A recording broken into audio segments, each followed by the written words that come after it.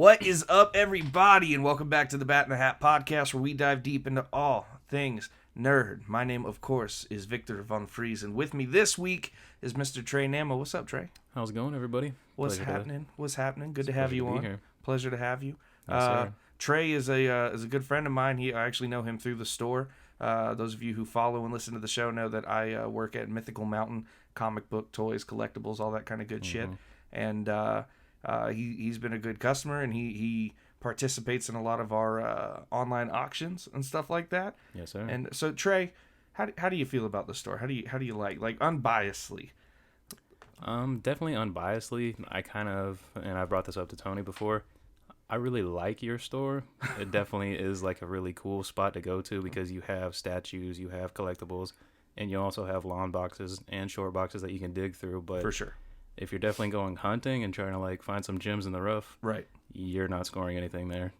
No, yeah, definitely for you sure. and Tony have that place on lock. Yeah, we try to go through as much as possible and get whatever keys and Tony is a master at, and I can't tell you how many text messages all the time I get that's like hey, here's a new spec book, or here's a new thing, like if you come across it, grab it, kind of thing, which is always nice. I've never been too heavy into comic book spec. I collect just for fun, Same here.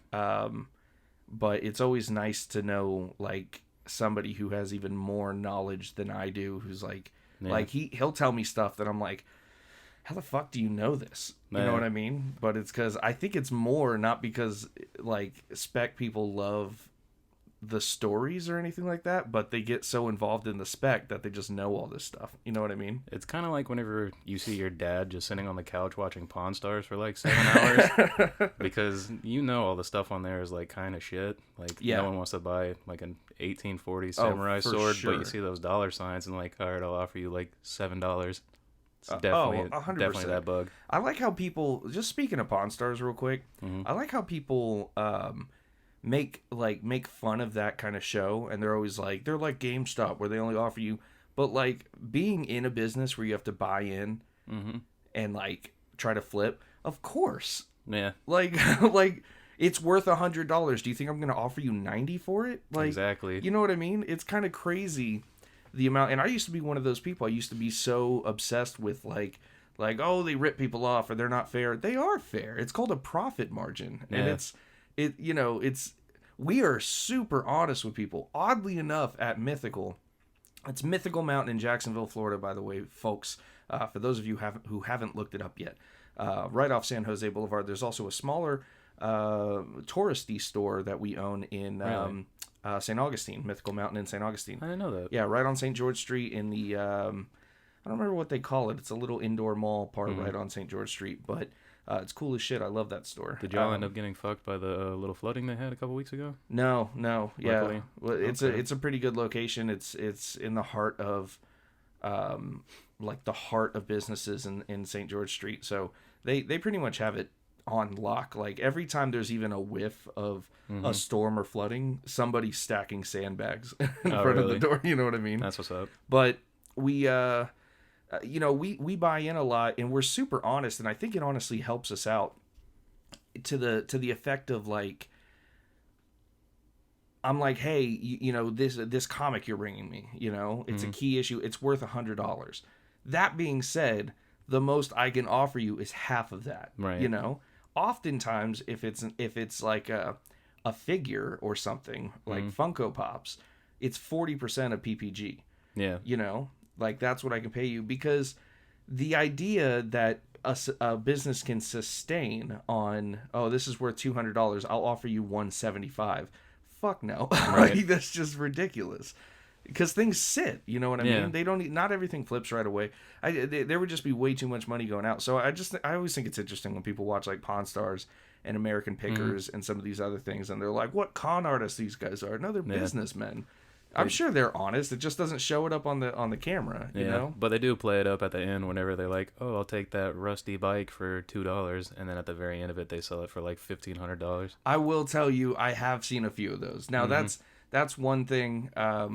That being said, like, I've personally bought collections where I had an idea that it could be worth something, but I offered very little and they took it. That's not because I'm a con artist. It's because I knew it was a risk in the first place. Something being worth a lot and then somebody out there willing to buy it are two different things. You know what I mean? I mean, if it walks like a duck and sounds like a duck, it's probably a duck. I mean, there were the first time I ever took in a collection of Pokemon cards, I saw some cards that I was like, I think these could be worth a couple grand, to be honest. Mm-hmm. But I had no for sure idea. You know, I didn't know the authentication involved. I didn't know the wait time, how long I would sit on this kind of stuff. Definitely. And so I offered him like 100 and I think it was 175. You know what I mean? Really? And were they all like first gens, or were they kind of like these newer It was ones? all original like run of cards. And he accepted it, and I ended up making a decent amount of money. Not like Buku getting rich, but I made a decent amount of money off of it. But a lot of work went into authenticating and pricing and selling these cards. It took way longer than it wasn't like I just suddenly made a whole bunch of money overnight. You know, and especially with like the printing of those Pokemon cards in the earlier years, like to even get like a good grade, you have to make sure the centering.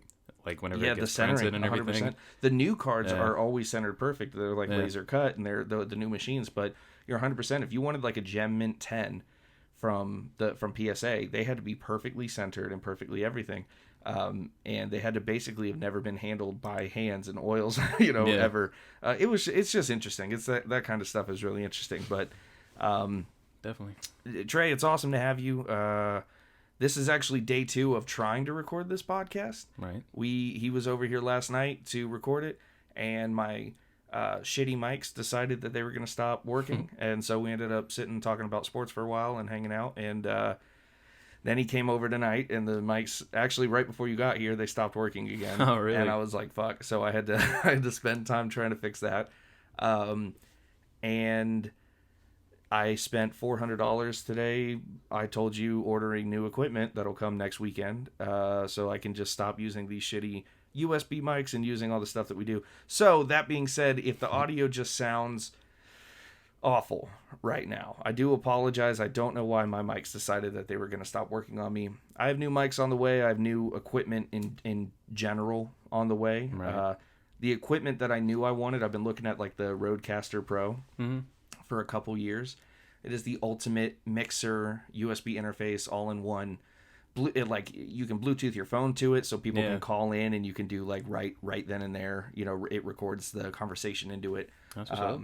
You can, obviously completely mix everything you're doing right on the spot. You can have preloaded. There's like these spots where you can preload like sounds or music or whatever and just hit it, and it'll automatically mix it in. It's so fucking bizarre, but the like that by itself is like $600, and then like the combination, the bundle I wanted that had like really nice Shure mics and all this stuff, it was like $1,700, and I was like, nope. Yeah, we will try that again some other day. I know we were talking about it yesterday a little bit, but like how you kind of wanted to get to a point to where you can have like an editor and like throw in clips, YouTube videos and everything like that. But definitely like eventually if you can get like a soundboard to where you can mix in like on the spot, like how you're talking about you spent $400. All I was imagining was like the like big money. Oh yeah, absolutely. I would love to be able to have editors and all that stuff, but what I'd really like eventually is to just know how to do all that myself. Right. Like if I could spend my days, I think that's the dream when you have like a podcast and you want to do like YouTube videos and stuff like that. The dream is that I can make my money doing like just being you. We talked about that yesterday. That's why I'm like obsessed with Kevin Smith and all that. Making a career, little man. Yeah, making a career just being yourself, and then spending all of your off time editing and creating that stuff, and making it happen. That's kind of the dream right there. But Trey, we got a little bit of news we're gonna get into today. How do you feel about the news? I mean, if we're talking about the news today, it's a little bit sad if you kind of want to get into that part. It is a little bit sad. Eddie Van Halen, man. Eddie Van Halen passed away. R.I.P. 65 years old. Right. Rock and roll legend. And I'm not going to lie and pretend I'm like a huge Eddie Van Halen stan, but man, in middle school and high school, I was obsessed with that kind of music. I was obsessed with that era, classic rock. And just, I remember I worked at Guitar Center for a while. Nerd. And I loved... Dude, it was kind of like the same obsession with comic books. It was just Right. so fun to learn about instruments and guitars, and like that's when I really started learning about audio equipment. Mm-hmm. And like they have this reproduction like Eddie Van Halen guitar, like with all the paint splatter and all that, Right. you know, and The classic like red and white one. yeah, the red and Yeah. white, yeah, and it was really really dope and really badass. And they even the reproductions, like the ones that are produced and made, are like Right. $1,600, $2,000. You Yeah. know, they're expensive, but they're really cool shit. No, there was also some other sad news that happened today and yesterday. Not as sad, not anyone died, but you know, we just had Marvel push all their movies back. Mm-hmm. And like last week, Marvel pushed all their movies back. Black Widow got pushed until May Really? of 2021. Well, DC just unfortunately had to do the same thing. The Batman is now pushed until March of 22, Damn, really? which sucks. Black Adam has been completely taken off the release schedule. I'm kind of happy about that. Really? Yeah, I mean, especially since you have The Rock coming in to like actually be a superhero. So you're I want not in them to have favor of this? No, I want them to have all the time, make it soup to nuts, perfect. Oh, you pretty. just want it to be made well. Yeah, take yeah. your time. I don't care. Make it biggest box office. Don't let it be like a Tenet to where like Right. you put in all that money, it's gonna be the next big thing, and then COVID hits. Did you watch Tenet? Have you seen I Tenet yet? haven't. So me and my girlfriend went to go see Tenet because the theaters, like my favorite theater here in Jacksonville is Tinseltown. And they do like really nice distancing seats. So you never have to sit next to anybody. You Yeah. can block out two or up to 3 seats. Yeah. And then they block out the ones around you, right? 2 seats between everybody. Like not between you and your guests, but like Yeah, between other parties. I know exactly what you mean. I ended up going to Universal. I know, like COVID and all Oh, that. really? Yeah. but How'd that go? it was actually pretty interesting. I mean, the rides were definitely spaced out, and literally they had like, we call him like a designated squirter. But Yeah. literally like just like a little 18-year-old kid, like the Simpsons guy, like, here's your hand sanitizer. You just like squirt it right in your hands and everything like that. But all the rides were smooth. It was still pretty crowded. Yeah. Like, but I mean, it's a theme park and they got to make their money. But that night we decided to go to the Tinseltown or AMC that they have there, Yeah. and we ended up seeing the Train to Busan sequel. The Yeah, you were Korean zombie telling movie. me about that. Yeah. Is that where you were when you were hitting us on that live stream? Yeah, you were that's just why- like in yeah. Orlando and shit. That's why I hopped off and I was like, you know what? Here's 10 cash. Just hook me up with some books I can read because y'all are doing those bundles at the time. yeah, yeah. Where is the? Where can I watch Train to Busan? I think it's currently on Netflix. Yeah. And the sequel just came out in theaters. Right. But it'll probably come out at the end of October. Well, I want to say. when you were like talking about it, I was like, holy shit, this sounds like something I've never heard of, but it's up is my alley. Amazing. Like, I can't give it the pitch that like Mark Bernardin gave it, but it is like the most beautiful zombie movie that you can't really understand.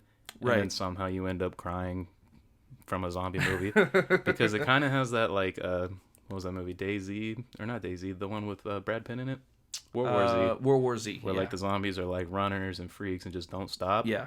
But it all has to do on like a train system in Korea, and this man, he's like going through the train and like trying to help like an elderly, and they also have like the brawler and like kind of like how every zombie movie has like their cast of like this guy's the tech, this guy's the muscle, for and sure. everything like that. But they have to make their way through that while they're helping like elderly people and all that. Yeah. And just like the subtitles and the dialogue and everything, it's amazing. And then That there's sounds like dope as shit, dude. yeah, but like whenever they get onto the train, not to like spoil it too much, but kind of like softball and like feed you guys to like watch it. They had the little girl ended up getting pulled into like the front of the train, and that was his daughter. Right. So like she got like helped out by not like an uncle, but like a family friend, and was in the front of the train, and he's in the back of the train. And like he has to make his way all the way to the front of the train, and Oh no! Yeah. So like the whole idea is he has to make it through the train of zombies to Yeah. get to his daughter. Dude, that sounds fucking insane. I gotta find this movie. it's That like sounds if really cool. Snowpiercer. Is that the first one or the sequel? That's the first one. It's Okay, the definitely first like one. it's definitely like if Snowpiercer and zombies kind of like combined together. Yeah. But Snowpiercer had really like great cinematography too. So that sounds awesome. Yeah, I definitely got to see that. It's an amazing movie, and once you get to the end of it, like, did you cry or like tear up on the Mr. Freeze episode in Batman the animated Animated series, Heart of Ice. Yeah, you bet your ass I did. Yeah, there's actually something it's we're going to talk right about there. tonight about Heart of Ice. That's funny. There's a reason I called myself Victor Von Freeze for this episode, and just because you're bald. That, you know what? I love the awkward silence. That makes sense. I love bringing someone on my show just to get fucking roasted. I love it. One and done, friends. But yeah, so the DC movies got pushed back. I'm with you though. Black Adam, I think I would love for that to be made really well. Every time I watch Shazam, I have a different reaction, which is weird. The first time I saw it, I was like, oh, awesome. You know, I saw it in theaters, and I was like, awesome. Then I watched it for the first time at home. I was like, this movie's garbage. And then I watched it again, several months later. I was like, why did I hate this movie so much? I can't figure out if I like it or not. It's kind of the demons for me, like his little minion demons that ruined it for me. Yeah, so when you're reading the comics and they kind of have that individual flair of like the Monstars from Space Jam, where they're like different colors and they look different. They kind of did that thing, which they have not done. Superhero movies have not been doing this because they're not afraid now to go the full costume. They're not afraid to go like the full 9 because how do I say this? Like back when X-Men first came out in like the year 1999 or 2000 or whenever the fuck that movie came out. I think it was 2000, but yeah. And they were all wearing those. They weren't wearing their traditional outfits because the studios back then thought nobody wants to see them dressed up like idiots. And then we found out, no, we do want to see that very much, So it was kind of bizarre to me that they did the 7 Deadly Sins and they all just fucking looked the same, you know? So that was weird for me, but I would love for Black Adam to be like a really well made movie. Flash got pushed back as well. And another movie got pushed up, and I forgot to write it down, but something actually got pushed up. So the idea is that they obviously Tenet did not do well. Right. And Tenet's not a bad movie.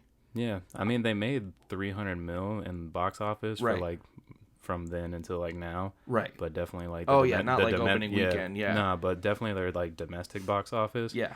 His tank too. But like for that big of a movie that you put all that money into. Right. Like I think there was like a fun fact, like that Boeing scene where they crashed the airplane. Right. None of that CGI. That was dope. They bought a legit Boeing. Like, 350. And they crashed it into a soundstage basically. Yeah, that's awesome. Wild.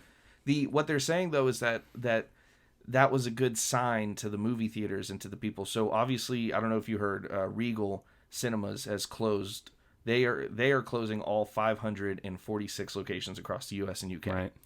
After the 007 movie, I wrote it down, No Time to Die, that got delayed. Right. So they're shutting down. Now they're not closing their business completely, but they're shutting down again. They're taking like a hiatus until it comes back. Like completely shut down. Right.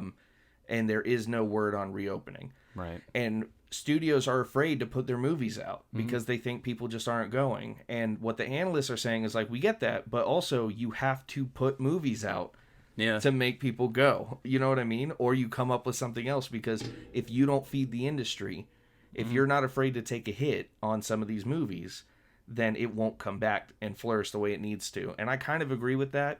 There are some really awesome looking movies coming out soon that I'm afraid a lot of them are getting pushed. But if you look at some of the, like when we went to see Tenet, there was like not a single trailer that we didn't get. Me and my girlfriend, we got excited. Like I was like, fuck, we can go every month. And I'll go if there's social distancing. Right. I don't understand why, why they would be struggling this much. Cause from what I saw, they handled everything very well. Yeah, without a doubt. There was sanitizer everywhere. It was masks required, even in the theater, unless you're eating. And it was social distance, so you didn't feel like you were too close. And when you're in, new theaters, basically, the seats, the aisles, they're not cramped or anything. You got the recliners, you got all the leg room, and I don't know. I just thought it was kind of bizarre because I can't see any reason why people are still. Now, don't get me wrong, I'm not a COVID denier by any means. Like, this is real. It's a pandemic. We need to take it seriously. But at the same time, I felt very comfortable with all the precautions they were taking, and I couldn't see why they wouldn't be doing at least decent, enough that people. I don't know, but it's kind of crazy to me. I just hope that we don't have to wait years to get some of these movies we're craving right now.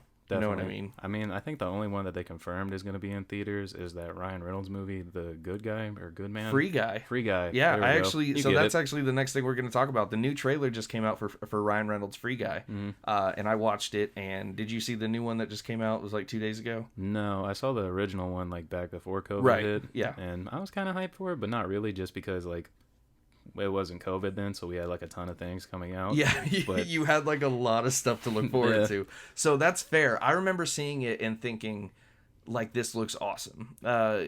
Obviously, I'm not going to get nearly as excited as I would if they were like, Batman comes out tomorrow. Yeah, if that Wonder Woman was out with that movie, right. I'm going to Wonder Woman. I'm going to Wonder Woman. Agreed. But it looks very cool. I was a big fan of like Detective Pikachu. I'm a big fan of Ryan Reynolds in general. Yeah. And I like cute, stupid movies. So this looked right up my alley, and the new trailer gives you a lot more information about what the movie is. And it kind of feels like a live-action version of Wreck-It Ralph, which just I'm excited for. Yeah. Ryan Reynolds is just so good at what he does, and this movie looks fantastic. Right. If you guys haven't seen it already, head over to YouTube. I think I posted it to the Bat in the Hat Facebook page if you want to follow us at the Bat in the Hat on Facebook. And it should also be on Instagram at BatHatPod. And I might have posted the link to Twitter at BatHatOfficial. So check out our stuff. If you're not following us on our social media pages, then fuck you. Next up, love it. Is let's see. And that's a Prince. So Grant Moore. Cut it. The crack of a seltzer. Grant Morrison was working on a sequel to the highly acclaimed graphic novel Arkham Asylum, A Serious House on Serious Earth, which is an incredible... If you have not read this book, it is incredible. It is the book that inspired, obviously, like the Arkham games, and inspired a lot of stuff, but it's a very noir, kind of artsy, trippy exploration into Arkham Asylum. And he was working on a sequel, which is amazing, because I didn't think a book that came out in the 80s, maybe the 80s, maybe the 90s.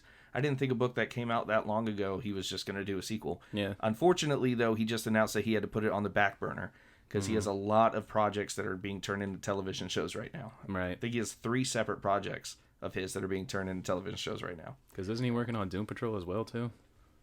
Yes, I believe so. So the obligations he had to TV made him put that on the back burner. He says that all is not lost. He said he wrote about 26 pages of it. And it was funny because the quote was like, and I thought those pages were all right. And I'm like, well, fucking they better be. I like Grant Morrison a lot. I think that he's a pretty good writer. I kind of stand for like people who have done amazing, like Jeff Johns. I love Jeff Johns. Yeah. You know what I mean? I don't know why, but I get like frustrated with him when you hear like decisions he made, and then you read something like Doomsday Clock, and it just blows your fucking face apart, and you're like, yeah, like this is why I'll follow him to the ends of the earth. Like it's, I love these guys. I think that first of all, a sequel to Arkham Asylum would be insane. If I had to compare like Grant to anybody in like movies, kind of like in the same way, I'd probably compare him to like Kevin Feige, because definitely like his work. Really? His work is just tremendous if you're like kind of get over like the big bold of everything, right? And you kind of get to like the nitty gritty of it. Like if you watch like the Chef movie that Kevin Feige did, it like speaks to the heart. You never seen Chef? That's not Kevin Feige's movie.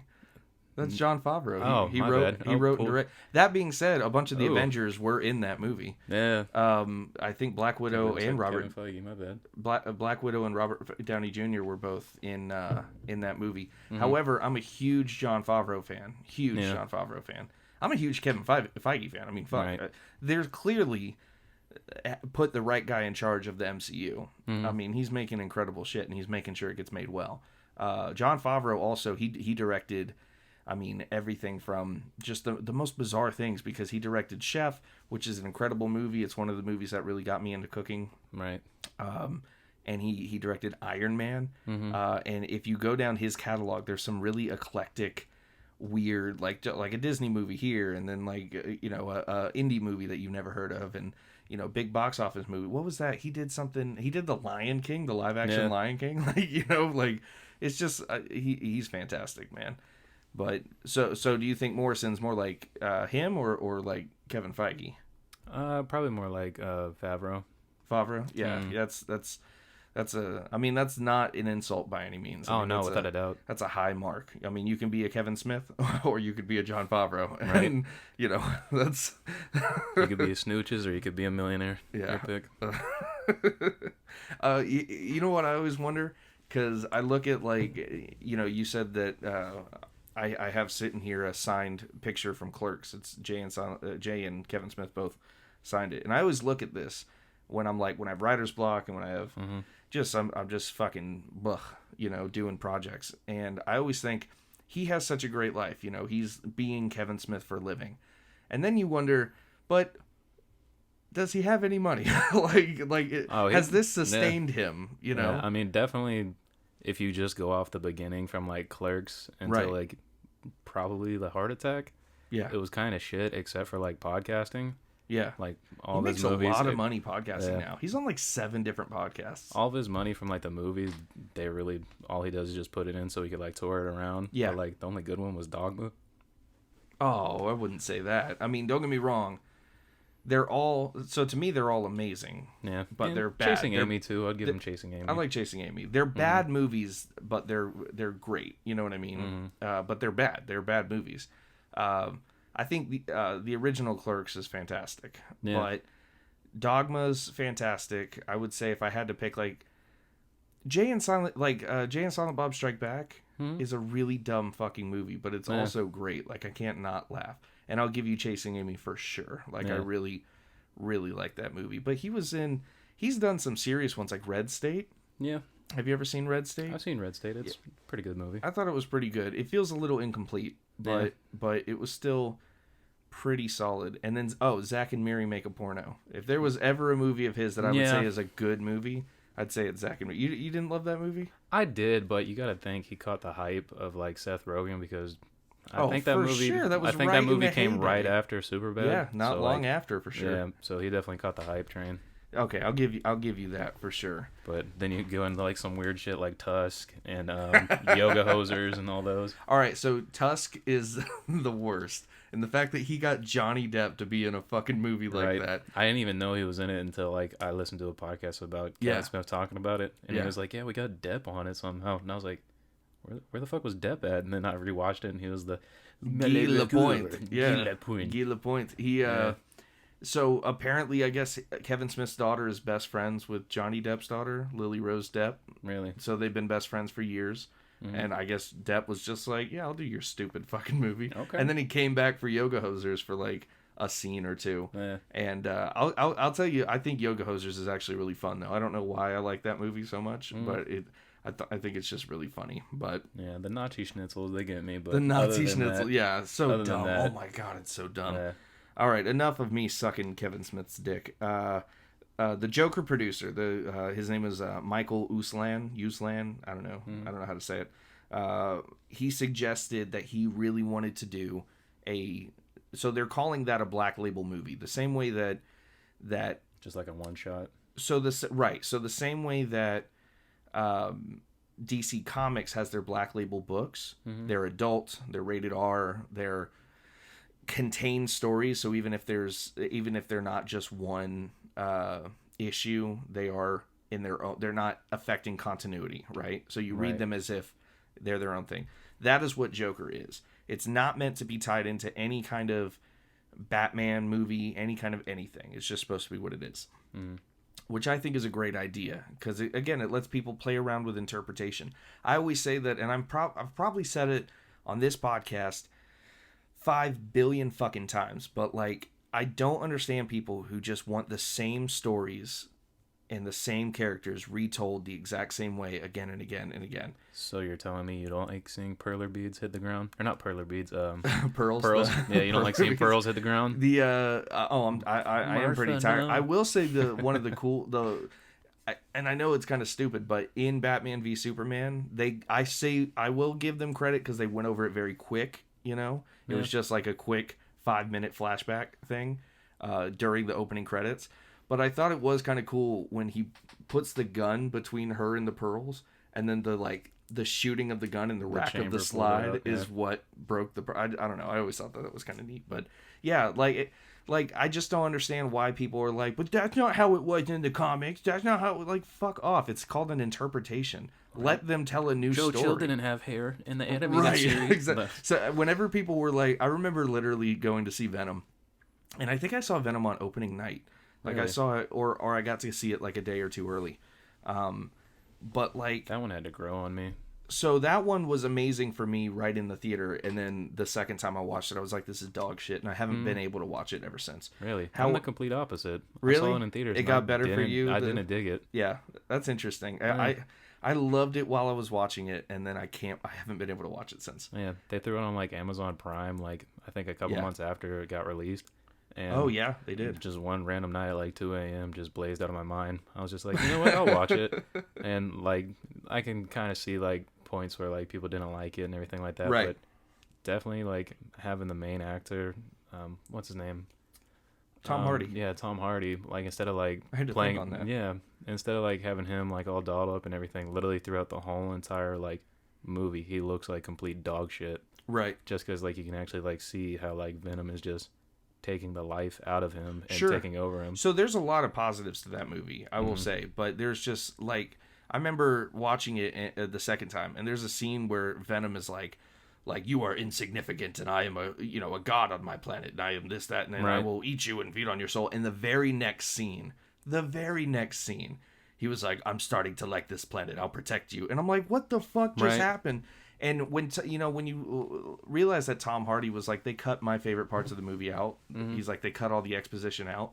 You start to like be like, well, fuck, clearly there's something missing. But the what was I saying though? Oh, so that's what Joker is though. Joker is its own contained. It's not supposed to be part of anything. Right. He suggested, Michael Uslan. He said that he wanted to do a Mr. Freeze movie. And he wanted to base it on the Batman the Animated Series episode Heart of Ice. Really? He wanted to do basically that story, but basically the story of somebody who will do anything for his wife, anything to save her. I can just imagine like him like literally casting it just like that, but it's also like the Batman Returns movie. Like, it's nice to meet you. Chill out. Just tying both of them in, but oh my god, I hated that. Jamie Foxx was confirmed this week to return as Electro in Spider-Man 3. Now what they said is, and this is really interesting news for me, because what they said is he will have a different look. He's probably not going to be blue. Are they going to give him the costume? Like the one from the comics? So they haven't revealed too much, but like Boss Logic and a lot of those guys have been like rendering him in a more accurate costume. So how did that movie end? I never watched the Garfield Spider-Mans. How did that one end? You haven't seen them? I do love those. I never understood the hate behind those. I'll agree that somebody said though the problem is that number 2 was a whole movie trying to set up the next movie. And I said, I agree. So I get that, but I still have fun watching it. The director of it was contracted out to do 3. Right. So and makes sense why. And that I don't even think that included the Sinister Six movie. Yeah. But the I don't know. I like those movies. To be honest, I thought Andrew Garfield was a fine Spider, and he was heartbroken, man. He talks about how he's been dressing up like Spider-Man since he was like 6 years old. Yeah. And he finally got the chance to play him, and they didn't do anything he wanted, like who he thought the character was and who he wanted to portray. They wouldn't let him do that. I feel like if they can make like a live action version of Spider-Verse, they should let him be like the mentor, like the schlubby like Peter Parker. Really? You wouldn't do what's his name from the original ones? Mm-mm. The fuck is his name? Tobey Maguire? Oh no, I'd have him do Noir. Really? Yeah. That's kind of funny. Just because his age now and like mobility and everything, because no matter how you make it, it's just going to be uncanny as shit because he's like 40 something now, out of shape. Yeah. So make him the Noir one. What's really cool is that they kind of suggested that this is still, so it's not the same Electro. Just like how J. Jonah Jameson is, what's his name? What the fuck is his name? Damn it, I need more Spider-Man. Well, yeah, but the actor who's playing him, he's back as Jonah Jameson, and he was J. Jonah Jameson in the original ones, right? but he has a different look, and he's doing more like a video podcast instead of, it's like an online kind of thing. Going with the times and everything. Right, and makes sense. So they kind of suggested that, this actor coming, J.K. Simmons, that's his name. J.K. Simmons coming back and Jamie Foxx coming back. I knew I was wrong. They're not coming from different dimensions, right? They are the versions of them in this dimension, but what that opens up is a way to the Spider-Verse, because it plants the seeds of this same actor, this same person has a different version of himself in another universe. You know what I mean? So if they ever decided to tie it in, they could have those actors playing themselves from the different, you know what I mean? Just kind of opening up that idea. Do you think they're going to make it kind of like Spider-Verse, where like how the ending you had like tubes and like you have teleportation and shit like that? Because with Doctor Strange and everything like that, they possibly could tie like teleportation and alternate dimensions, but I'm not sure. Doctor Strange, the Doctor Strange movie is called The Multiverse of Madness, so I'm 100% certain we're going to get into that territory. I don't know necessarily. I think that I don't think any of it in this version is going to be like the animated movie Into the Spider-Verse. I think they're going to try to take it in a different direction, do their own thing. That way they're not just piggybacking. That being said, I think it's cool. I think it's really neat that they're kind of queuing it up for this, and I like Jamie Foxx.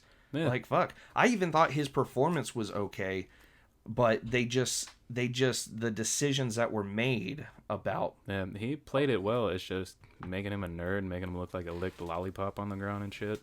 It was terrible. But, like, if you actually, like, give him some, like, cool, like, kind of, like, the Django vibes to where, like, he can actually, like, get more in depth with it. You know what? And I'm glad you said that, because fuck, is Django Unchained a good movie? It's a great movie. And he's a great actor in it. Like, he's just good in it. And Christoph Waltz is also phenomenal in it. And if that doesn't at least show you what he can do, then fuck, man. I mean, that stuff, it's like Robert Pattinson. I'm tired of having the Robert Pattinson debate. Only because that, if you're coming to me and saying, oh, he's to this, he's a pretty boy, that means you literally have not watched a single one of his movies other than Twilight. I mean, The Lighthouse was phenomenal. Lighthouse is phenomenal. Good Time, where he's a Bostonian drug addict. Right. Phenomenal. Cosmopolis. Like, there's so many movies that he done. Just because he hasn't been in the spotlight, people think that he hasn't done anything since Twilight. And he hated Twilight. Hated it. He hated doing it, and he felt forced. He would even talk shit in the interviews about Twilight. He didn't like it.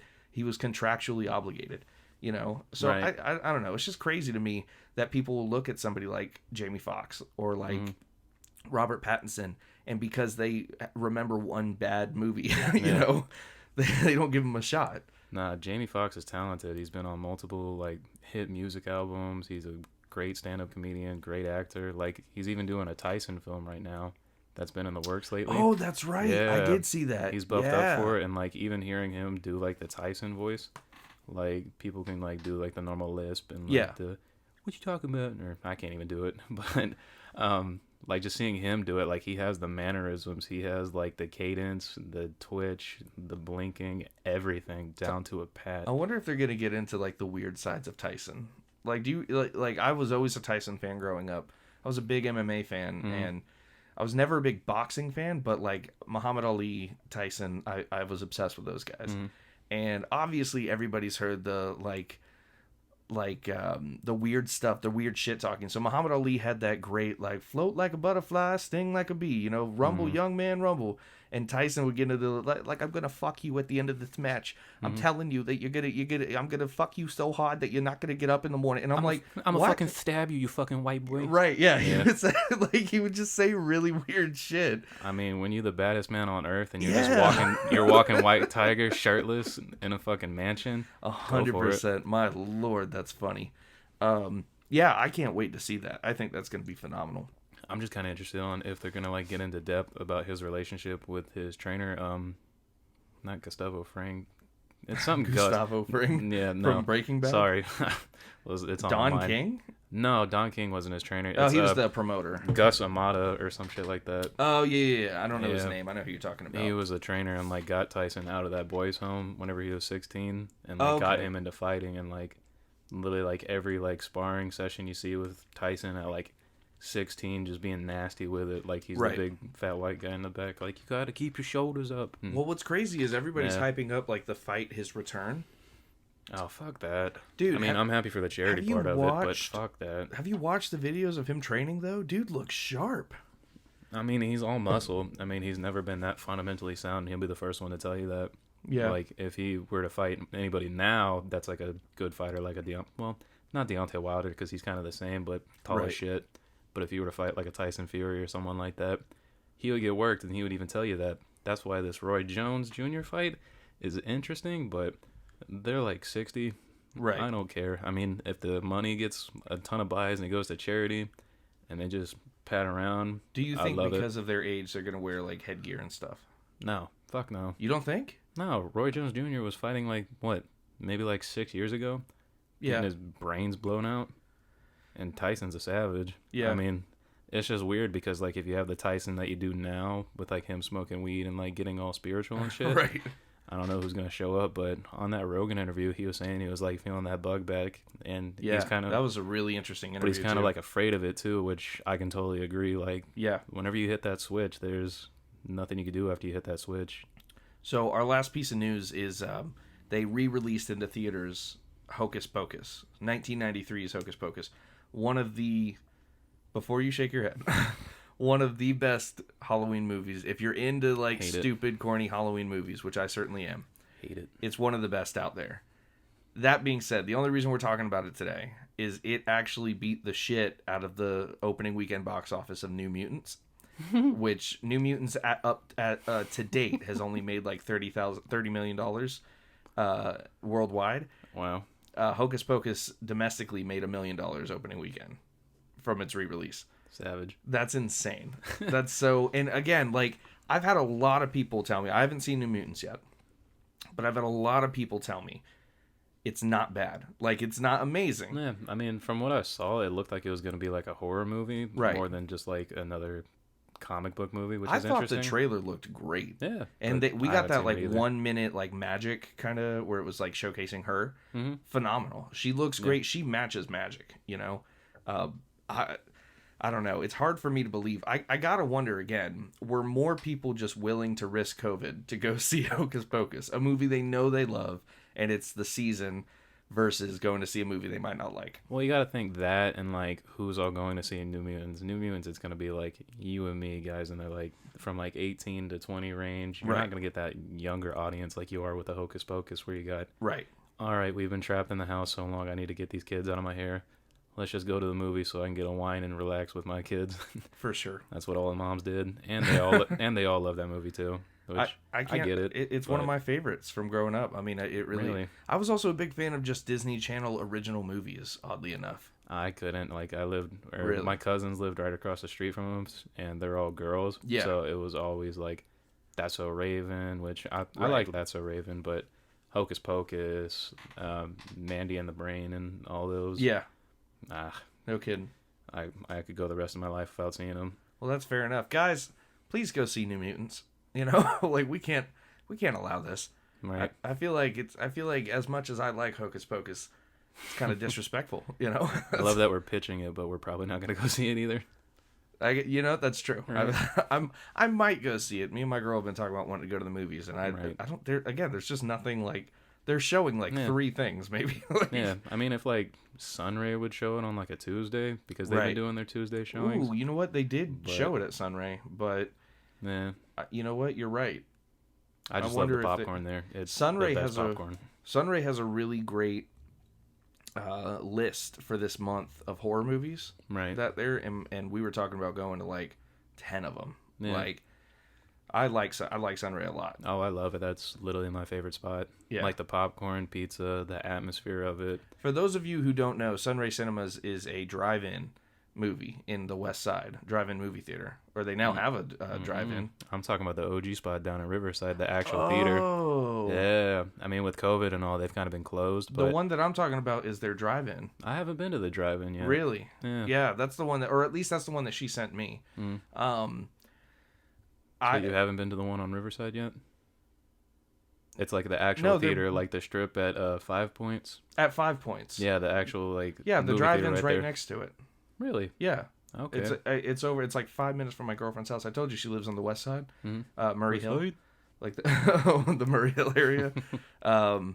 And yeah, that's where we want to go. At least I'm pretty sure. Yeah, because it said the Sunray Cinema Drive-In, and it had the list of horror movies that they were gonna do on the big projector. I haven't been to the drive-in, but definitely the actual theater.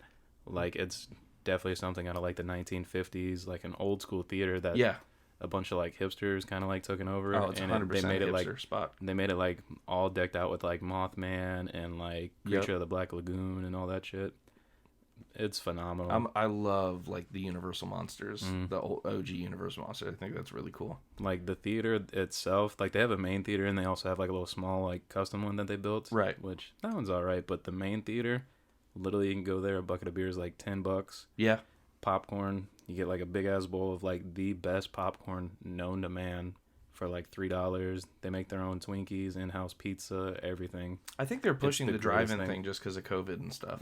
You know, they got to keep that capital. Yeah. Like another podcast called Your Mom's House with Tom Segura and Christina P. Yep. They always do like a live show every like probably like once a month where they just show like all like the X-rated stuff they can't show on YouTube and all like the super fucked up stuff. So like a group of my friends, we always like we'll either like stream at our house or go over to a buddy's, but we were trying to go over there, but kind of like the pricing issue with only having like 6 friends. Yeah. But if we you were can going to get stream like 10 people or 20 people together, like even at big movie theaters now, like Tinseltown, you can rent a theater and up to 20 people. And if you split the cost between it's like nothing. You know? I think we had like at max we had 10 people and it would have been like 55 a person, and that's covering like what they have to make on concession as well as like streaming the movie or the live stream that we were going to watch and everything. Which again, depending on what you wanted to do, that's not terrible. You know, I mean, next time if I can get like probably 20 people, right? But then again, it's kind of hard pitching like, hey, do you like 2 girls 1 cup and like people getting shit on and like people getting hit by cars? Well, I got a funny podcast that not that many people know about, so. Would you like to come watch this movie and pay $60? That's fucking funny. I named one of my mic settings in here 2 mics 1 cup. I love it. Just because I don't know why. Is that your mic who couldn't pick it up? Yeah. All right, y'all. So we're gonna move on to the. I mean, that's all the news I got. Do you have anything else you wanted to add? Have you heard any wacky, crazy shit? I think they just confirmed that Wonder Woman 84 is coming to streaming and not going through theaters. I haven't heard that. Is that? I think it might be spec. I just saw it on Twitter right before the R.I.P. Van Halen. Yeah, but it might be spec. I don't know if it's 100% confirmed, but I think they're talking about making it come straight to streaming, which I'm kind of hype about it. But then again, I don't know what they're gonna do with this movie, and I really didn't like the way Cheetah looked. You didn't really?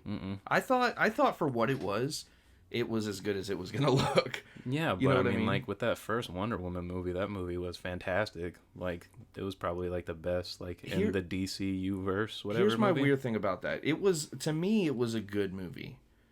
It wasn't amazing. I love that movie. And I think my only problem with it, and I know this sounds really stupid, but Ares is supposed to be like scary. Yeah. And when the one of the coolest things when he shoved his fingers into the helmet and drew the lines down, and then for the rest of the fight you could still see his fucking face, and it just looked like Lupus from Harry Potter just behind the helmet. I was like, just black it out. Why do we need or red glowing eyes? I don't know, but there was something about it that seemed very unthreatening. Nah, I mean definitely the trailer that they had where Wonder Woman was like flying off lightning bolts with the lasso, that was fucking metal as shit. And then like whenever they had the Cheetah reveal, it was all right, but I don't know. I feel like Cheetah is kind of a shit character in my opinion. Well, and I'll tell you that. Well, I mean, but it's Wonder Woman. That's like her nemesis. You know, I feel like you have to use Cheetah. That I mean, I feel like legitimately that's her like number one enemy, right? But that's like making like Aquaman's like big guy, like the little like a 6-pack container rings. Like it's like Cheetah, she's kind of whack. Like if like I mean I've been watching like the Justice League animated series again, and I think it was on like the original one. They had like a 2-part episode called Fury, where another Amazonian like woman she kind of had like the Black Manta vibe from the Aquaman movie. Right. To where like Aquaman could have saved him, but then she betrayed him, so she just dedicated her life to like killing Aquaman. But that's kind of like what this Amazon sister was like, because men took over like the ship that they were on where they were fleeing from. Then the pirates raided the ship, they raped everybody.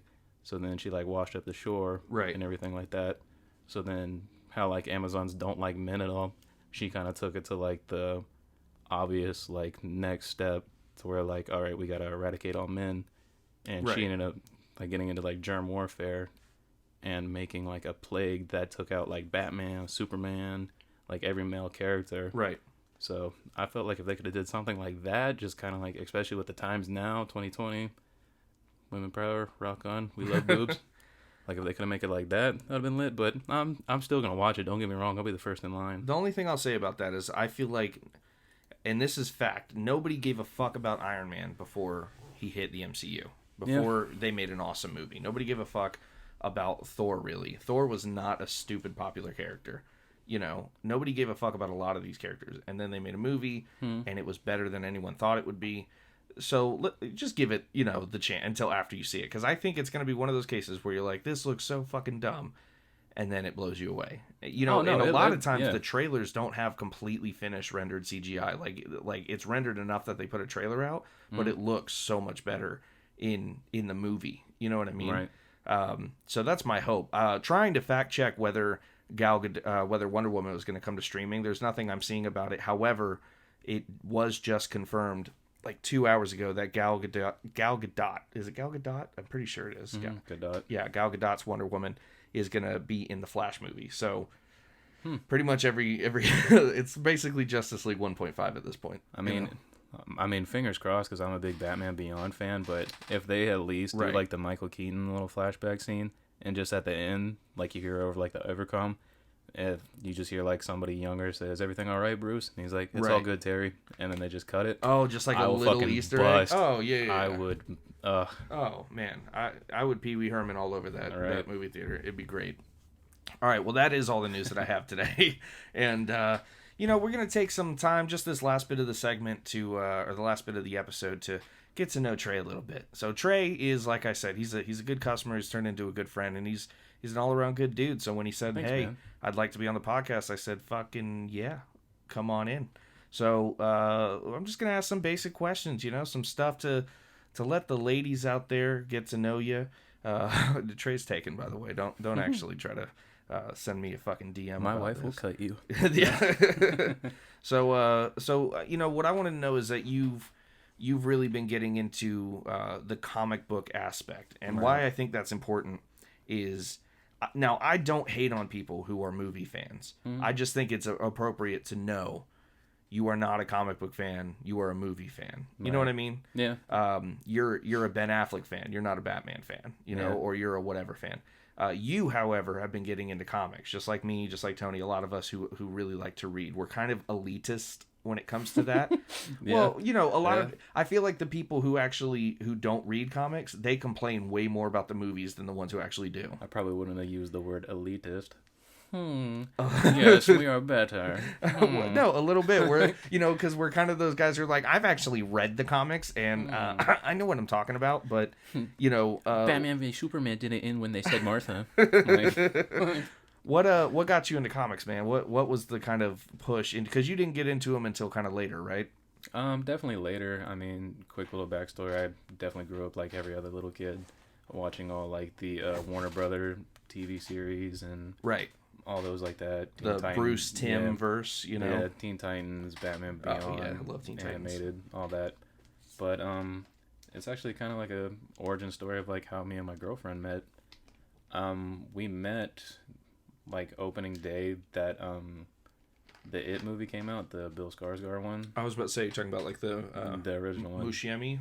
The one that just came out, 2017, my bad. The first one, though, number one. The first one. We met on that day because that was her birthday, and a couple of my friends ended up hooking me up with her. And did you go see It that day? Yeah, we did. Nice. It was a great movie, and then, like, that was during the hurricane and everything, so, like, we had the hurricane going on while watching a scary movie. Really? Like, I was a couple beers in, so we're just kind of like talking shit so we can kind of like get through, because like literally outside you could hear like trees falling down from like the speakers, like even outside. So what's really funny about you saying that is I went to go see it opening night as well. But I was living in South Carolina, and I remember it being a fucking beautiful night. So. Oh, fuck you. Yeah, no, it was terrible. It was so nasty outside. Like, all power lines were down and everything. But we had power in the movie theater, so we were rocking and rolling. That's what's up. But I met her and was still, like, not really wanting to, like, be in a relationship with anybody at the time. Yeah. So then, like, just how through normal conversation, you ask, like, what do you like and stuff like that. And she was kind of giving me hints that she also likes like comic books, and she also likes those type of characters. Oh, so she's into that kind of stuff. Sorta. She's not like a big into like comics, but she definitely like. But she's like a movie fan. Yeah, movie fan. Definitely like. Which again, there's nothing wrong with that definitely. at all. Yeah, like what you know, like what you like. You know? Yeah, I mean, if I had to say like her favorite thing would definitely be Bob's Burgers, so she could talk to anybody on the table about that. Yeah, but I fucking love Bob's Burgers. Yeah, at the time, my local comic book shop was a little shop called House of Comics. It used to be off of Beach Boulevard where the flea market is. I was about to say they're not around anymore. No, sadly. But that was my first spot, so like I took her there, and that's whenever we started digging through comics and everything, and just kind of like kindling our relationship and falling in love and stuff. That's pretty awesome, man. Yeah. That's fantastic. Pretty so, gay, but... do you have a favorite like character, favorite superhero, or like I should ask, are you? And this is like the age-old question. Are you, and I'll ask this because I assume you know your girlfriend's answer. Are you Marvel or DC? DC, 100%. Okay, good. That makes you smart. Right, right. I mean, I can appreciate some. Right. Like, definitely Marvel aspects. Man. Yeah. But I'm not going to be one of those guys, like, I got to collect every Fantastic Four and all that. I can really appreciate Marvel Marvel in general. Yeah. And I get why Marvel fans, like, I've had people explain to me why X-Men has meant so much to them. And I appreciate that. You know, we all like what we like. But I've just always been so drawn to DC and so drawn. And maybe, again, like just like you, I grew up watching DC shows. Yeah. And they were all amazing. Teen Titans and Batman, the animated series, Justice League, Batman Beyond. They didn't have that good of Marvel shows growing up. No, without a doubt. So early on, I got an influence of... And when I started reading comic books, the book that got me into comics was The Dark Knight Returns. Right. And it was a very dark and gritty version of Batman. It was a fuck you, kind of punch you in the face kind of version of Batman. And that gave me a taste for, I wanted rated R stuff. I wanted the darker, the meaner, the not kid friendly. And to me, Marvel always felt very family friendly. And of course they've had storylines and they've had books and stuff that were very mature. Right. But to me, it just never felt like DC. So I get that. What about your girlfriend? Is she Marvel or DC? Probably DC. I mean, like I've said, she's mainly just into the movies more than the comics. But well, that's why DC. I thought she would actually be a Marvel fan because I have no problem admitting that so far, I don't think this will continue to be the case, but so far, Marvel movies have far surpassed the DC. Oh yeah, I mean, if we're definitely talking movies, she will like those. But like if we're talking just like nerd culture, the characters like themselves. If we're talking DC, like on the right, and Marvel, she'd probably go DC, and that's probably not even just because of me. I mean, DC does have like a lot of aspects that a lot of more mature readers and a lot of people can kind of like grasp onto. Sure. And just like the beauty of it, like how we were talking earlier about the Mr. Freeze episode, and even like just the voice actors. Like there's moments where like you hear Kari Payton as like Cyborg, and you're just like choked up, or you hear like Phil Lamar doing like his Static Shock, or like his Jon Stewart.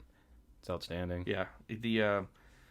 So I told you yesterday when we were talking, I do voice acting in my spare time, and I've been obsessed. If you ever get the chance, and anybody out there, if you ever get the chance, there's a documentary called I Know That Voice, and it kind of takes you behind the scenes of all these popular shows from the 90s and 2000s that you and me grew up watching, and introduces you to the voice, obviously like Phil Lamar, John DiMaggio, people who like you really like you may not know, but I know that voice. I know Tara Strong, I know E.G. Daily, I know these people. So that's if you ever get the chance, anybody out there, watch I Know That Voice. It's on Amazon Prime. It's phenomenal. Right. But it is really cool, right? And getting to know, and you kind of fall in love with those aspects of nerd culture. Yeah.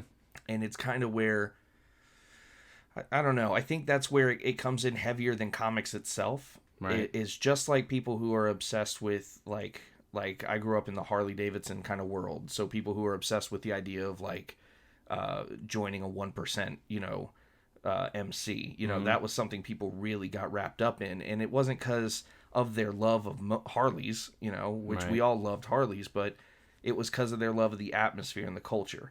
And it's kind of the same thing with comics, where you fall in love with the culture of it. You want Right. to start investing more time and money into video games and learning more about like voice actors and these characters even more than the comics themselves. You want to go to events. You want to go because the culture is so enticing. Yeah. If you have that, if that's what draws you in, and I think that's great. I think it's definitely, that's why I don't give a fuck if somebody reads comics or if they just watch movies. You know what I mean? I mean, I'll be the first one to tell you, like, anybody can school me on different stories and, like, have you followed this series? Because, right. honestly, like, the stuff I read is definitely, like, a lot of one-shots or Right. Batman Beyond and, like, the Justice League Beyond just because I like that, like, atmosphere. Yeah, absolutely. But I'm going to be the first one to tell you that, like, whenever it comes to, like, comic books, I'm kind of like that nostalgia. You get that little bit of dopamine whenever you see that book. Right. And I'm kind of that guy, and that's why I kind of, like, dig y'all's auction because, like, a lot of other ones, it's just, like, crazy books that I'm not going to be able to afford. Yeah. Or, like, I don't really care that much to, like, all right, I'm not going to put $140 for this Fantastic Four book that I don't care about. Right. But yet y'all would like somehow show up with like a Godzilla #1 for like $10. I'm like, all right, bet I gotta beat Dalton to that and snatch it up. Yeah. Shout out Dalton. It's really funny. Shout out Dalton and Cole. It's really funny because like there's and I won't mention names just in case, even though I know they don't listen to my show. But there's a couple customers who are fucking assholes. Right. And one of them, a couple of them love to give us suggestions on what we should do with the show. Right? Like with the live stream? Yeah, like it'd be so much better if you did just PS. If somebody's doing a thing and you are hitting them up saying, "You know what would be great if you did this?" No, nobody fucking cares what you have to say. Like there's a 90% chance we've already thought about it and have decided not to for whatever reason. Yeah. So these guys love to. There's one customer I get every single week a DM from on Facebook. Who's like, you want to say it just so we can bleep it and cut it? No, I just don't. I'll tell you after the show. But Okay. he always is like, it'd be great if you did that. And Jamie now has started getting kind of brutal. Jamie's the owner of Mythical Mountain, and he maybe I shouldn't even say that, but he straight up just sends him back like, no, like, no, dude, like, Yeah. and like I swear he's on the verge of just being like, all right, you got to stop, Yeah.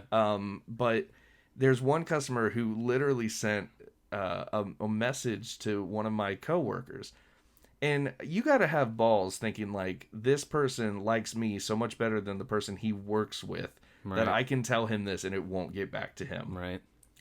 That's a fantasy, Man, no, Because you gotta be upfront with everything. He sent him a message saying, I don't even know why Steve is on your show. He doesn't know anything about comics. And then, of course, he's turned it around and said, hey, look what the so-and-so just sent me. Right. And then we proceeded to bully him on the show for 3 hours and just talk mad shit. Nice. It's just kind of interesting, because I love our live stream. I love our show, I love this show. But Definitely. It's just very interesting when people are like, hey, we know how to do it. But all right, then go fucking do it better, bro. Like, Yeah. I mean, there's kind of like an art to pitching stuff. Like, you don't come in and say, hey, y'all are fucking terrible at this. Let me show you how it's done.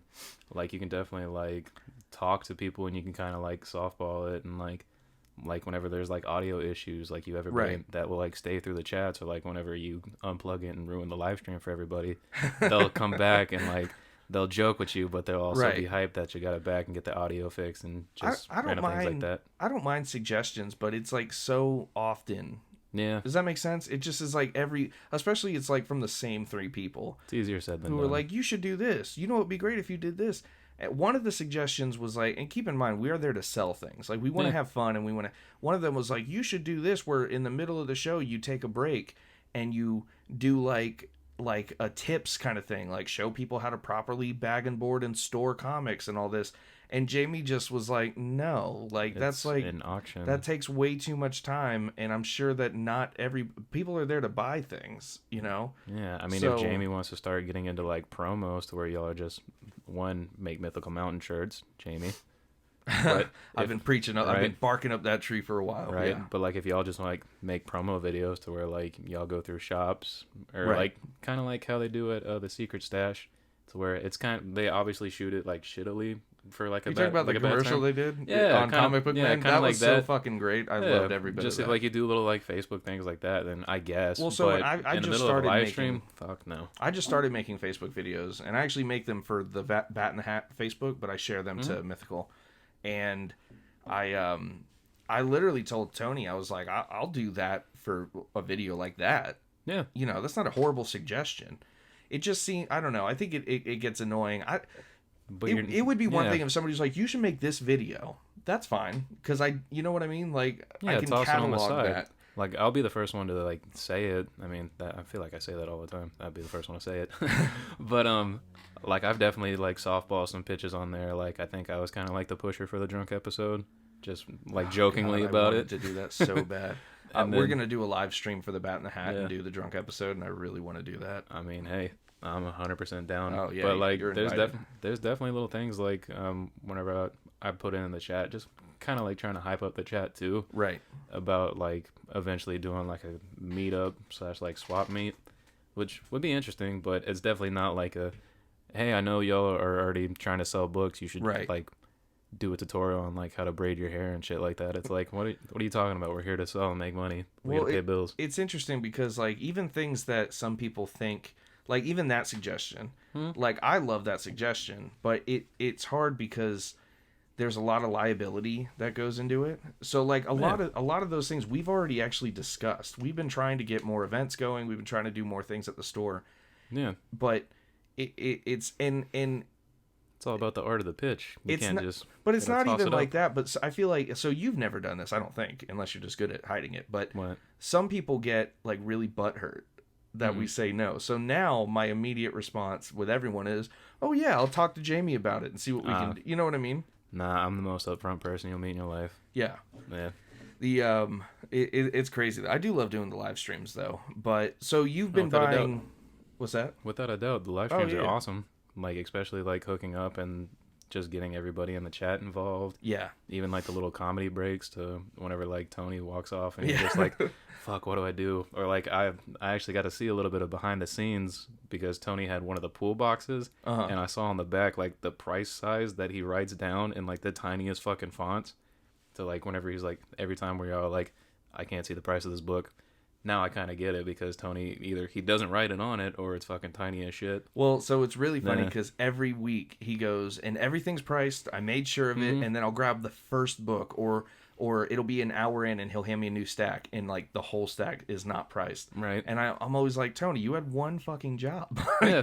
You know, price the books. I still definitely can't believe that guy was talking shit about you not being on there. Like, especially just like whenever it is kind of like it's a decent book. Oh, like it's sure. like a 315 of some random run and there's nothing spec. You'll just be like, this is the first appearance of teeth on a comic book. Yeah. Or just some dumb shit like that. I love making up first appearances. Yeah. My favorite one is I'll be like, this is Batman number 257. Fun fact, this is the first appearance of Batman in his 257th comic book. You know what I mean? Like, it's just the dry humor. I don't know why. I love it. It's just funny to me. Yeah, that guy is I don't know, he's an asshole, you know? And it's one of those things where it's like I think that he also likes to tell us, the same person, he likes to tell us that our auctions are not sustainable and that we will not be able to sell. Like he says, I guarantee 2 months from now, nobody will be on the auctions buying anything. He's one of those kinds of assholes who just wants to feel, you know what I mean? And I don't care, honestly. If is he like one of those guys that is kind of like trying to come and like talk shit about you so like he could take your spot type of deal? No, I don't think that, or but just like one of those know-it-all type of kids. Just a know-it-all, man. Just like he's a grown man, you know, and it's like he has this weird nerd bravado where it's like I feel the need to shit on somebody else to make me feel good. He also talks about a fiance that I think is fucking made up, but yeah, I mean, like that's kind of like to tie it in with the Bat in the Hat podcast. Like whenever you asked me to come on to here, even though I kind of like put the bat signal on myself to get here, but whenever you have me come on, like I know you're still in like discussions with your current co-host and everything like that. And I'm definitely not trying to like take anybody's spot or nothing like that. We miss you, Matt. Right? Where are you? R.I.P. But no, like I definitely understand. Like I'm not gonna like shit on Mythical Mountain, or I'm not gonna like get in the way of anybody's money. So whenever it comes to shit like that, that's a little too far for me. I just always wonder if it's like jealousy. Like if I told Regardless. somebody they couldn't be on this podcast, Yeah. and they all of a sudden started shit talking me to a bunch of people, like it's Yeah. clearly like, okay, well go fucking start a podcast, dude. You Yeah, know what I like mean? this one that we're doing right now, it could fail and not get put up, Right. and you could never send it to me, and you could keep all my beers and stuff like that.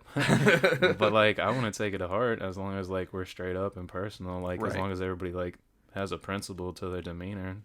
I don't know. It's just I've never been the type to like I'll shit talk people for sure, but Oh, never 100%. like I feel like never for no reason. Like I don't just like go like if I feel a type of way like I do Yeah. now, I'll start shit talking you, but I never go, especially the audacity to go to my coworkers and Right. think that you're so favored Mhm. that I'm not going to hear about it. Yeah. I heard about it from both of them. Yeah.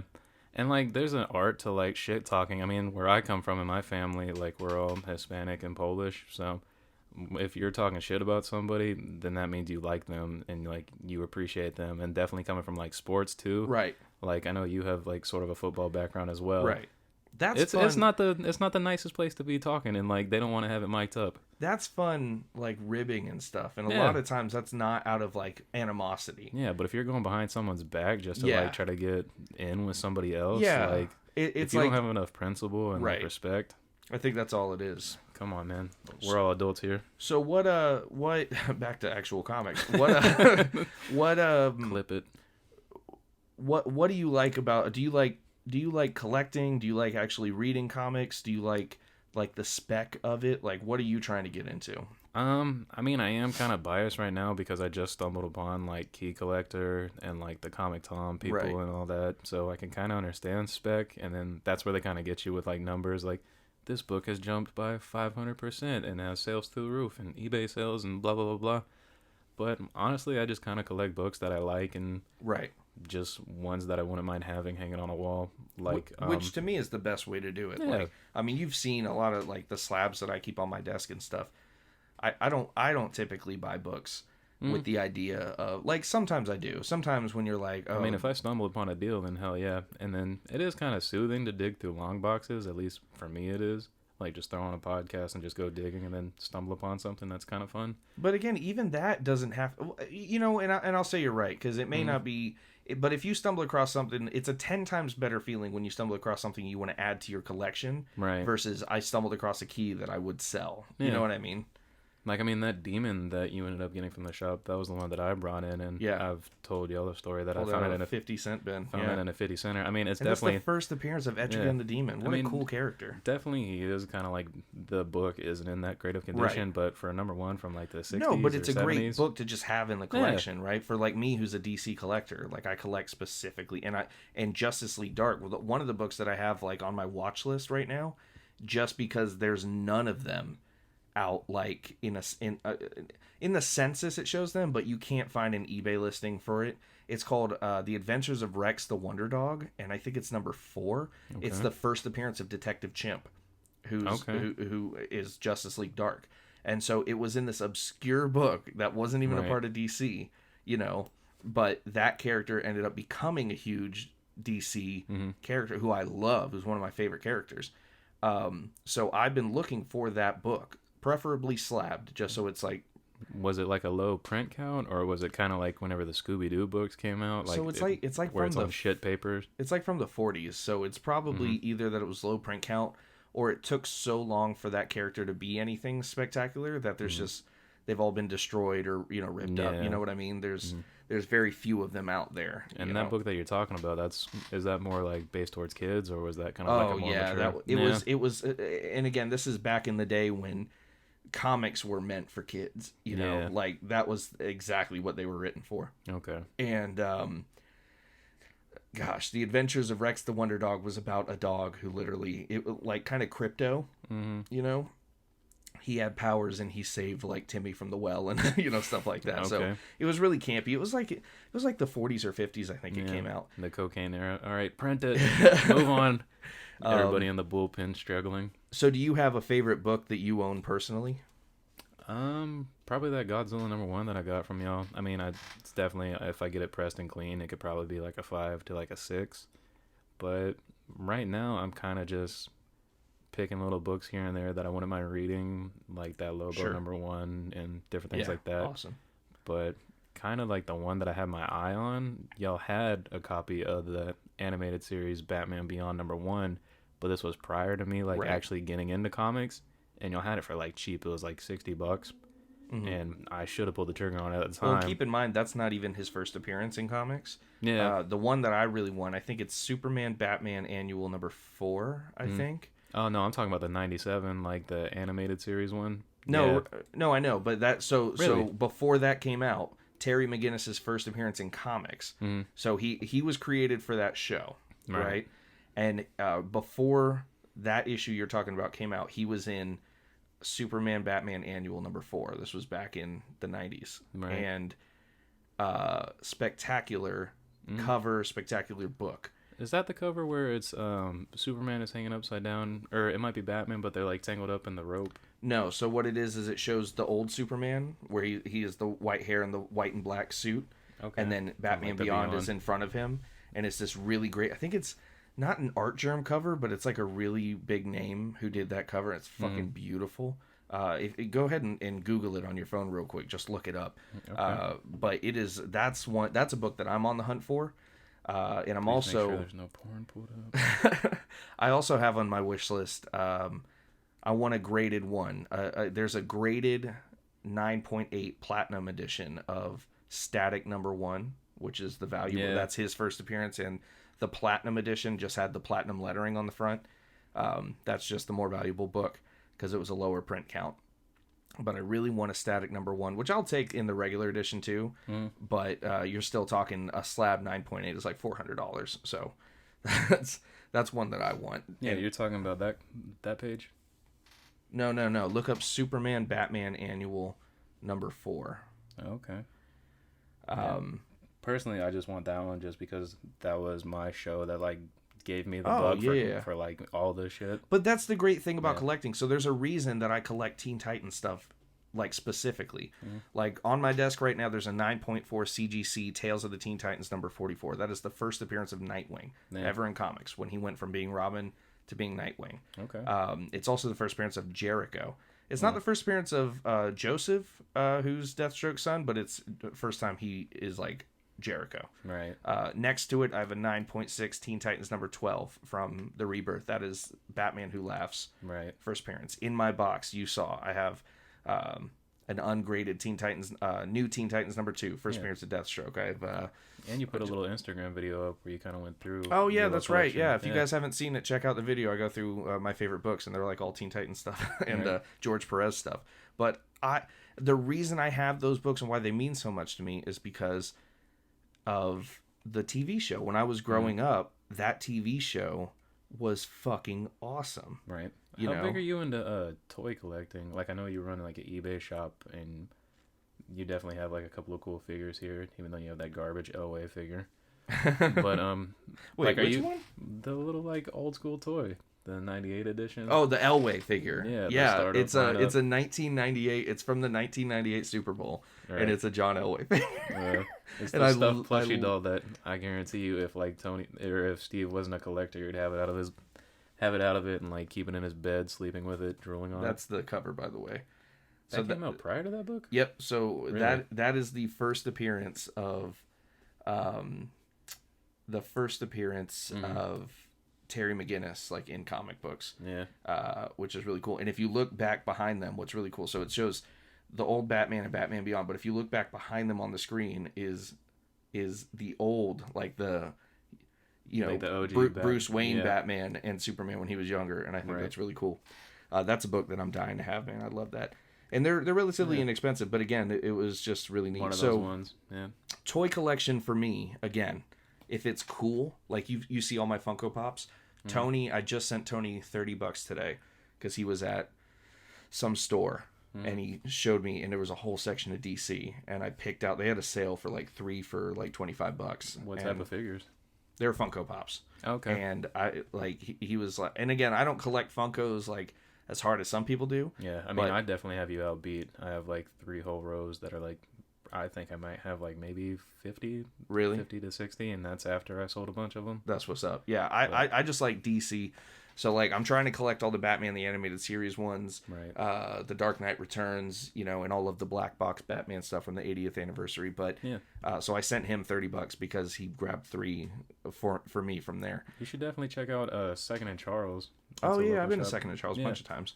They always have like a ton of little things you stumble upon. So it really just depends on like, is it cool? And then if I find something, it's weird because like I'll constantly go to like Second and Charles or like a place like Forgotten Toy Box, which I haven't been there yet, but I'll go to like places like it, and I'll constantly be looking at stuff that I'm like, this is cool, and they're only selling it for this, and then I'll be like, this has got to be worth more than that, and I'll look it up and it's not. So it's hard to like do that and flip. Flipping old toys doesn't really work.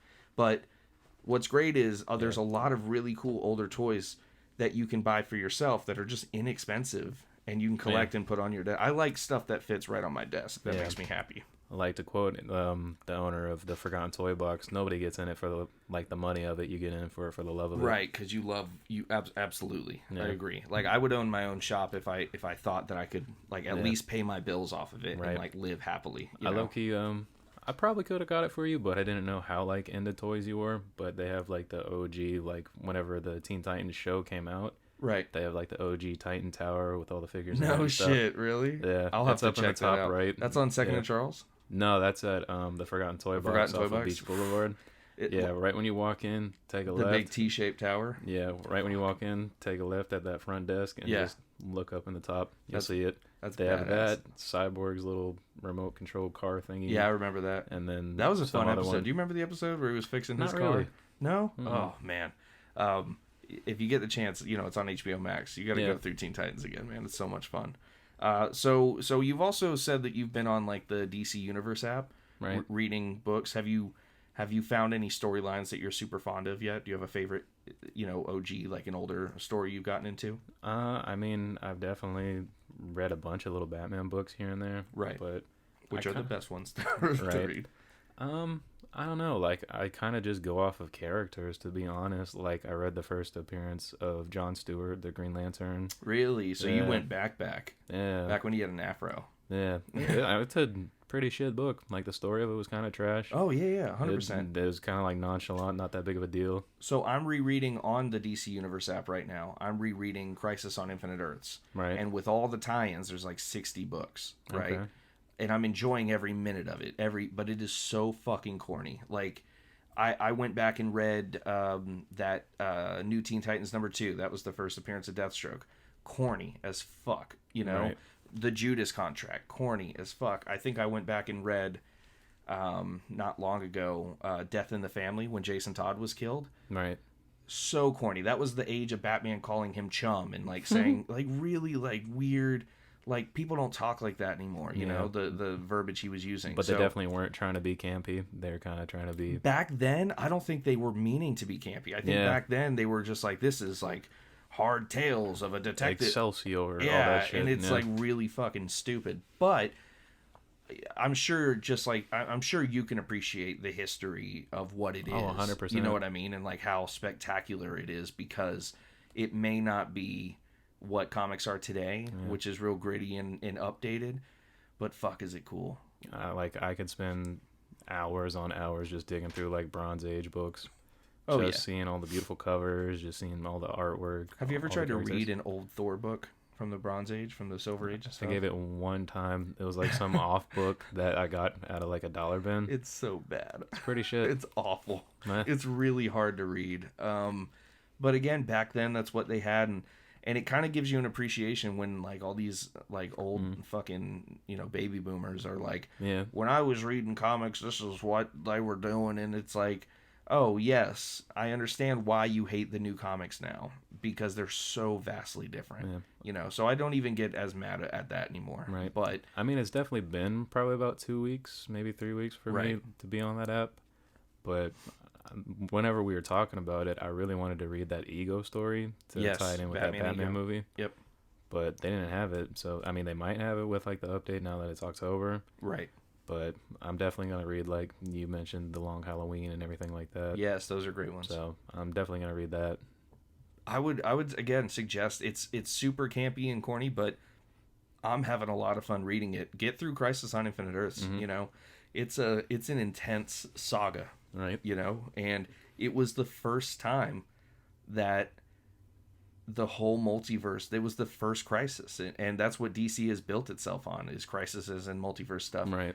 Oh, speaking of that, I'm watching on eBay right now. I think it's Flash 124. I actually can't remember the name or the number, but it was the Flash of Two Worlds issue, and it's that iconic cover of there like being a brick wall and somebody on the ground saying like "Flash, help me," and Jay Garrick and Barry Allen are both running to save them, and it was the first time that they ever introduced the concept of a multiverse. Yeah. That was when, and so I'm watching it. It's like a 9.2 graded CGC, slab CGC, which is insane for a book that old, and it's $14,000. Oh, without a doubt. Yeah, and I want it. Obviously, I could never afford anything like that, but I keep staring at it. Yeah, maybe someday. Right. Fingers crossed. But gosh, but yeah, man. I mean, thank you so much for being on the show, man. I appreciate you letting me ask you a couple questions and just talking about the news and shit with me.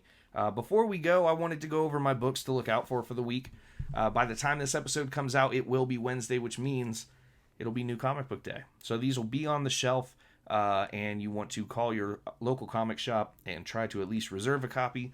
If not, you need to start a pull list because that is what comic shops rely on. Batman 100 is coming out, and that's a big issue because not only is it the 100th issue of this run, but it is the last issue of the Joker War. It is the end of the Joker War, which has been an insane fucking book so far. Yeah. I thought that Tom King's run was insane, and it was. City of Bane thought was insane, it was. But fuck, the Joker War has been not intense. to spoil 99, but that ending. Oh yeah. I mean, ridiculous, right? And just whenever they show that thing off. Did you read Joker Warzone that came out last week? Yeah. And that was a bunch of short stories, but it was like all the to be continued in 2021, getting a glimpse of the books that are coming out, knowing we're getting another Bane project, like fuck, I'm really excited about that. I just got real nerdy and giddy for a minute. Amazing Spider-Man number 49. The only reason that's an important book coming out, it's actually the legacy book. Like its legacy number is 850, so it's the 850th ever Amazing Spider-Man book. Okay. And it is the return of the Green Goblin after a very long time of him not really being in comics. So that's going to be pretty big. Justice League number 54, obviously tying in with the death metal event happening now. Miles Morales Spider-Man number 19. Fuck, has that been a good book? Yeah. I'm, again, not a huge Marvel person, but Miles Morales has got to be one of my all-time favorite characters. I always say my favorite characters are the Punisher and Daredevil because they're the most DC-esque. Punisher to me is the version of Batman that Batman should be. Just because of the killing? Yeah, if Batman had put down the Joker, how many thousands of people would still be alive?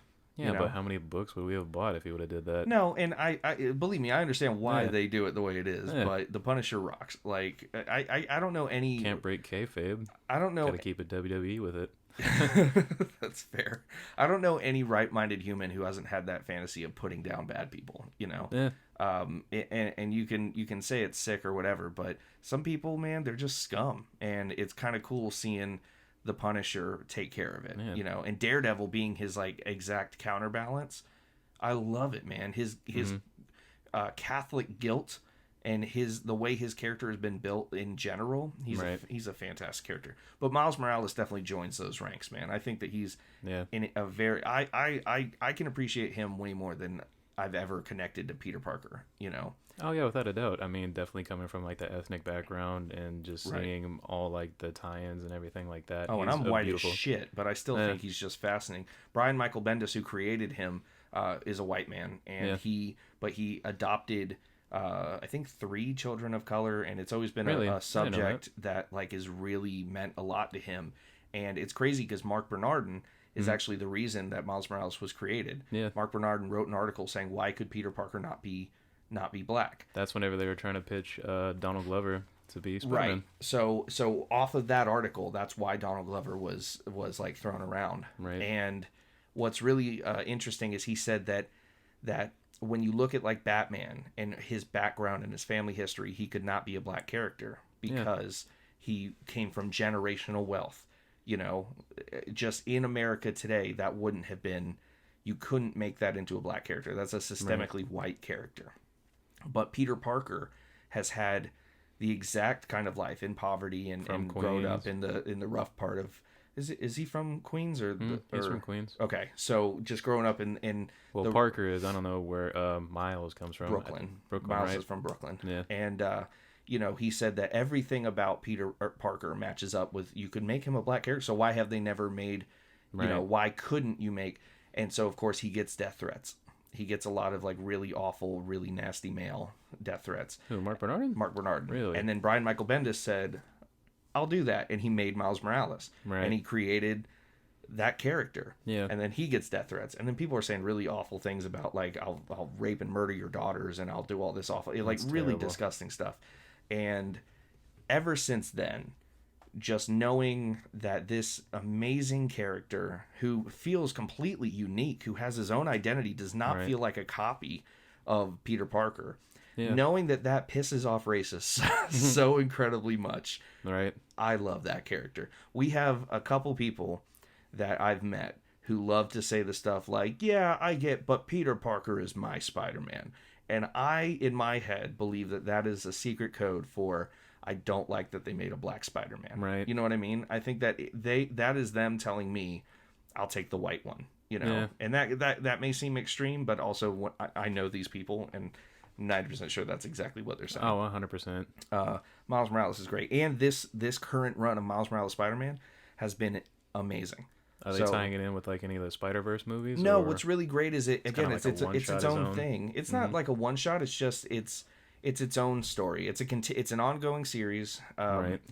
They don't. I don't think that there's a need to tie every comic into a corresponding movie or something like that. So I think it's really cool that you're just getting to know his family, his friends, his world a little better. Okay. And I'm sure down the road they'll do more, and they're not tying it in with like Spider-Gwen and all that. No, not so far that I've read, but it's a great book. I definitely would suggest anyone.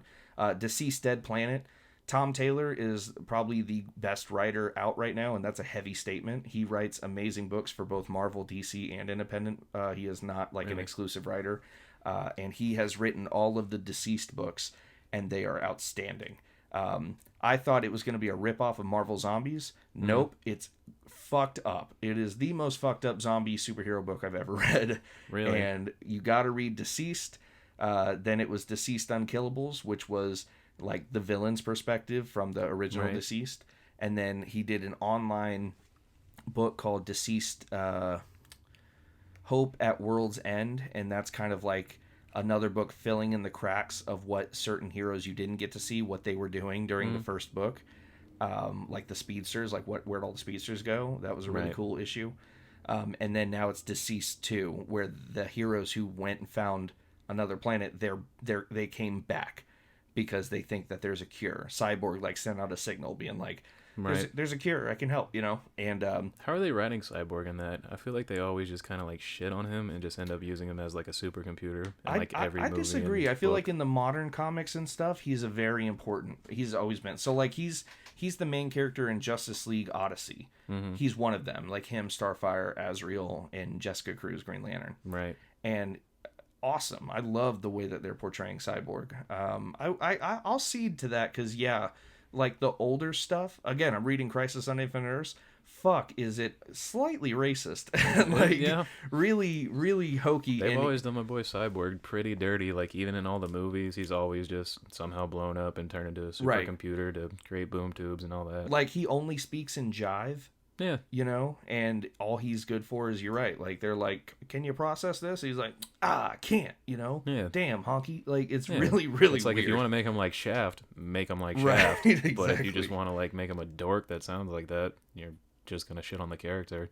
Which his backstory and like his origin and everything, awesome. it's tremendous. And the fact that the Snyder Cut is going to expand on that makes me so happy. I am looking forward to that. I'm living for the Snyder Cut. Because, like, isn't the actor's name Ray Fisher? Ray Fisher, yep. Yeah. He went through hell, like, talking about, like, the current director that came in and helped. Joss Whedon. Yeah. So I was actually talking about that on the podcast last week, and he felt so mistreated, and everything that's been coming out lately from the other actors is corroborating that. Like, WB put out statements being like, he's lying, it's ridiculous, he's full of shit, right? But all, like, almost just called him Superman. Henry Cavill. I mean, he looks like it in everything. He is Superman. Even in that new movie that came out on Netflix, the which one? I don't know. Enola Holmes. Yeah. Even through there, it looks like his clothes are painted on. Yeah. You just want to see him like fly and shit. I need to watch it.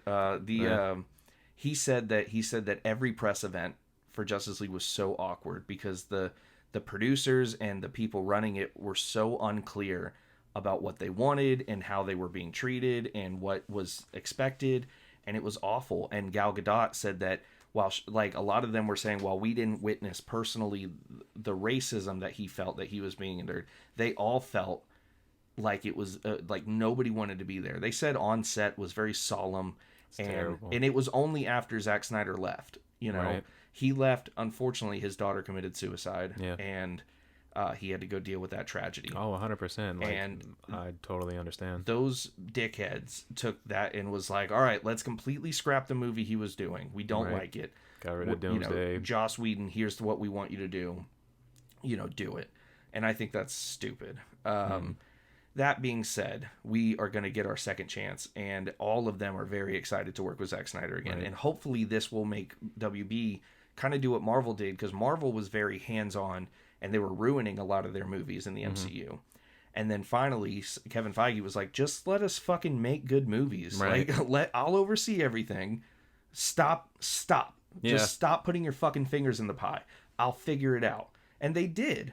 And hopefully WB, and AT&T, these fucking 90-year-old rich pieces of shit who are telling, like, our data indicates that kids like dabbing. Make Cyborg dab at least twice in the... You know what I mean? Like, it's that kind of atmosphere. Like, fuck them. Anyways, Deceased Dead Planet. Really great.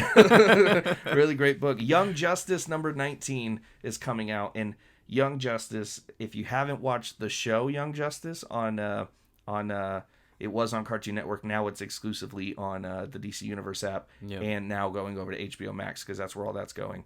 Watch Young Justice. Season 4 is coming out soon, called Young Justice Phantoms. Man, awesome. Again, very adult, very intelligent writing, very fun.